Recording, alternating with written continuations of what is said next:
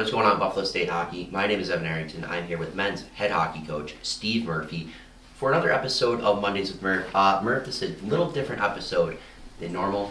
Got a different backdrop, got everything here. But first of all, how are you doing? Everything's good, Ev. Looking forward to the episode. So speaking of family and hockey, you've been coaching for 8 years now here as the head coach at Buffalo State. How do you kind of, balance hockey life with your family life? Well, I think the most important thing is that wherever I'm at, I've learned to be all in. So if I'm here at the rink, hockey's got my kind of 100% divided attention.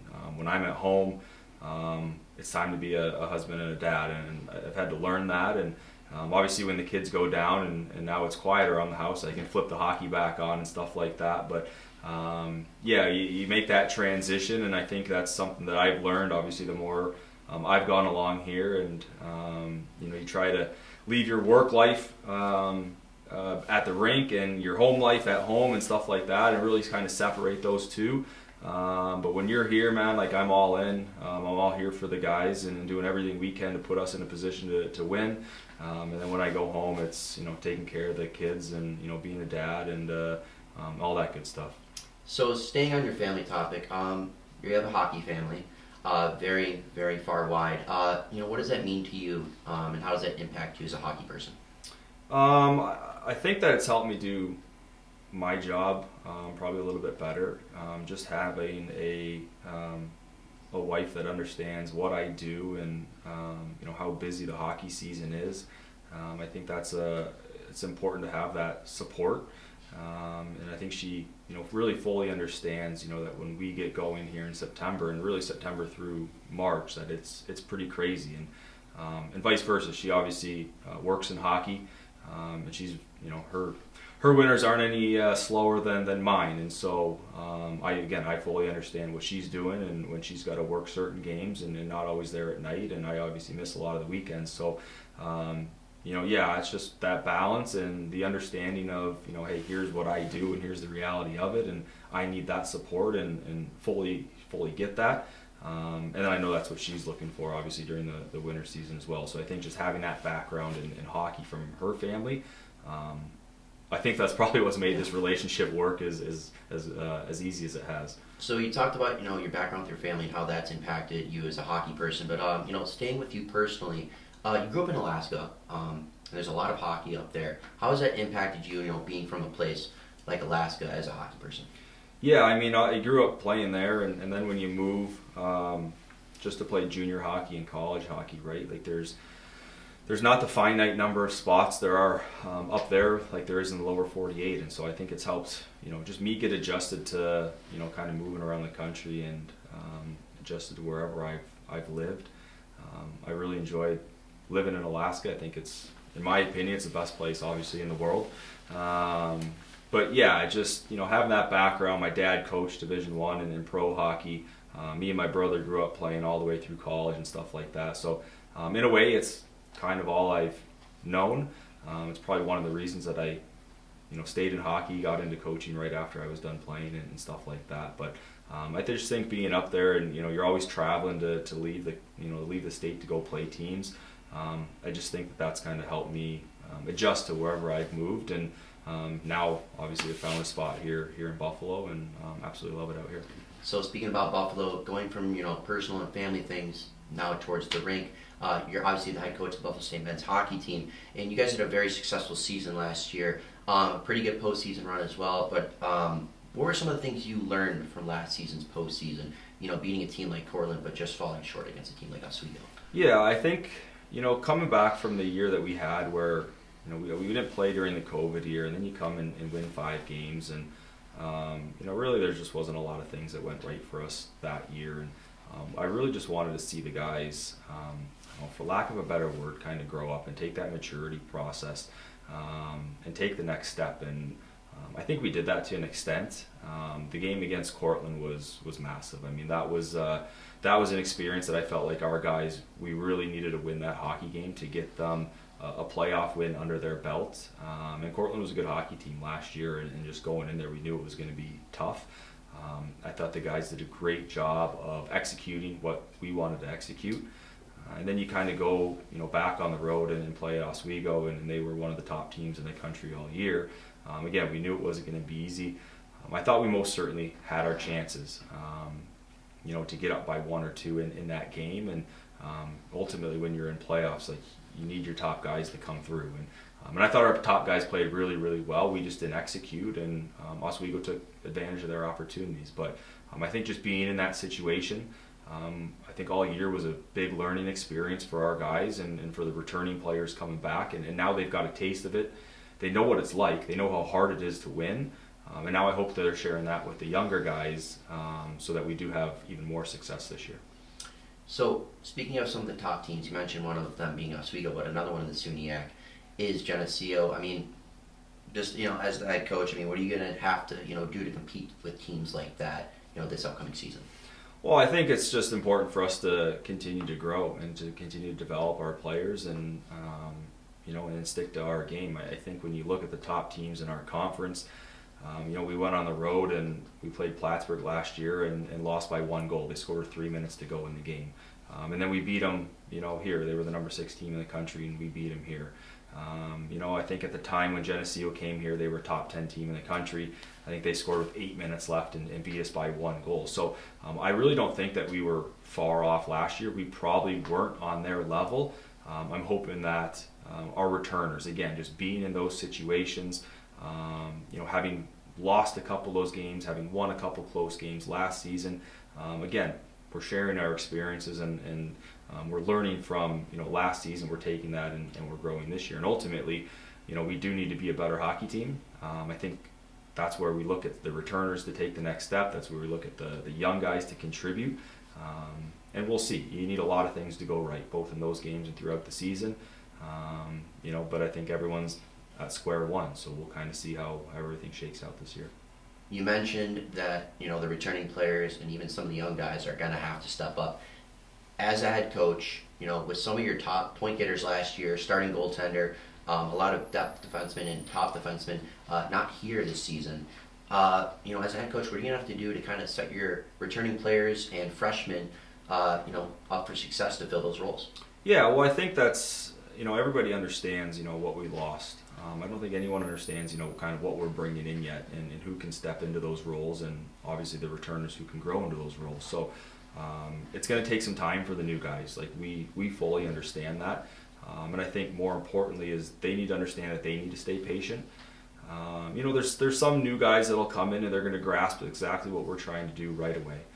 But I would say the majority of new guys, it takes them a semester, it takes them a year to really fully understand our verbiage, our structure, systematically what we're trying to do, the skills that we're trying to teach. And really I think there's perfect examples that are still within our team. I look at a guy like Joe Glamos who, his freshman year, he played obviously in a highly touted junior hockey league.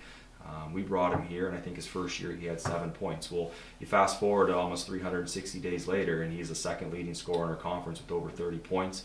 He's a perfect example of a guy that, it just took him, for whatever reason, it took him a year to really fully get comfortable here in our structure, in our system. I think, Michael McCosh is another guy that increased his point total by almost 200-300%. Connor Beisel. So I think there's numerous examples of guys that, again, for whatever reason, it just takes them some time. And so we're going to have some patience with the young guys as coaches. We're going to need our older guys to maybe carry us through the first couple of weeks until we really get those guys comfortable. But we're excited about what everyone's going to bring. It's a new opportunity for a lot of guys, and I think that's the way they look at it. Obviously, this season's going to pose some different challenges and some different hurdles along the way. But I think, what's exciting is every year something new, and we all start off on a clean slate here. And so I'm looking forward to get going with the guys as soon as possible. So you mentioned the new guys. You got nearly 10 new players coming in. Good group of forwards, defensemen, a couple goaltenders. Just how excited are you to, sooner rather than later, get these guys on the ice and see what they can do in games? Yeah, it's always exciting, the new year. You look forward to just having the new faces and seeing how fast you can really integrate them and get them comfortable on the ice. Obviously with the new NCAA rule allowing us to have 8 days from the start of school up until our first day of really true training camp. I think that's exciting. We're kind of working through that to see what those days look like and what we can work on with our guys just to hopefully speed up that comfortability process and stuff like that. So that's exciting, and so technically our season starts a little bit sooner than what it would be, and so I'm excited to get on the ice. I know the coaching staff is. I know the guys are itching to get on. It'll all come here soon enough, but there's a lot of work to be done, and we're just going to kind of take it step by step and day by day. Obviously, as a head coach, you have to be a leader on and off the ice, but at some point, some of the players have to do that as well. Talk about the leadership on this team and what it means to the program.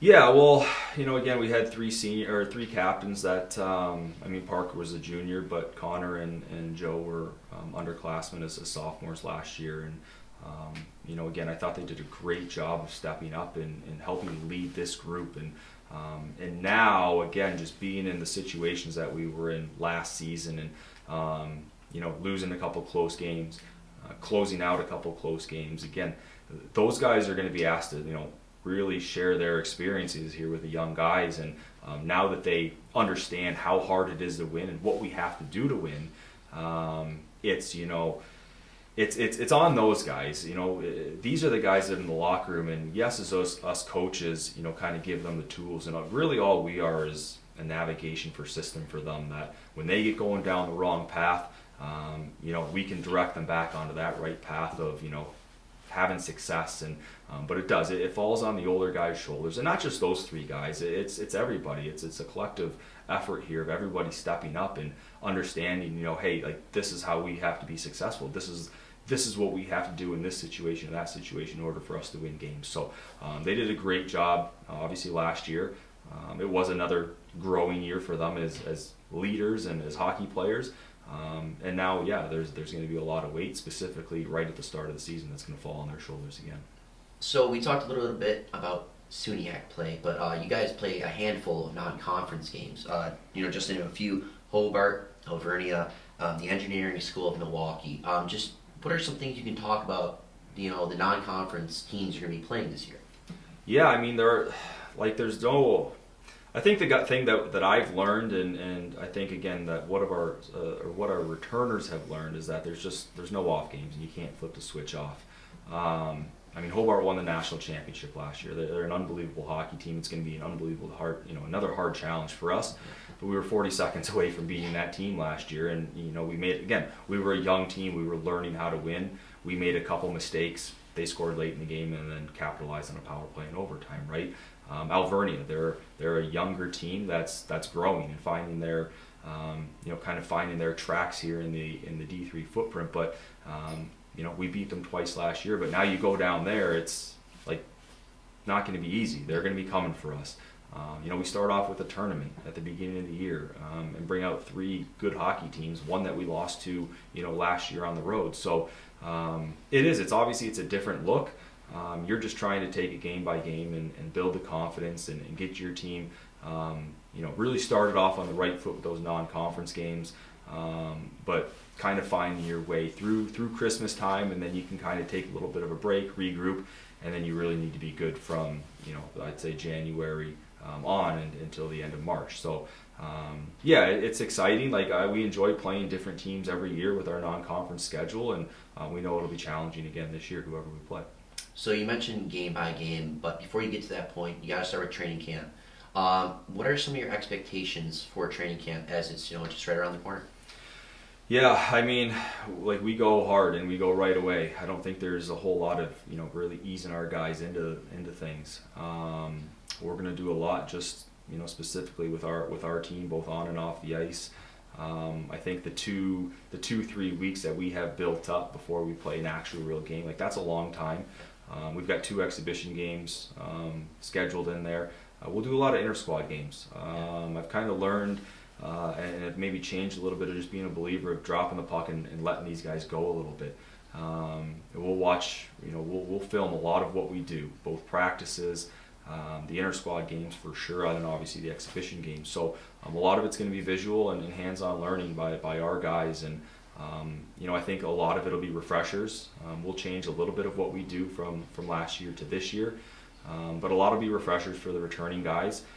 The task for us as a coaching staff is getting all the new guys, the 9-10 new guys coming in, because they've all played a different way now, is getting them all on the same page here, to buy into to play kind of the Buff State way, and finding roles for all those guys, where they best suit us, but where we can utilize their strengths as well. So it seems like we have a lot of time, but I don't ever really think that it's enough time with the preseason.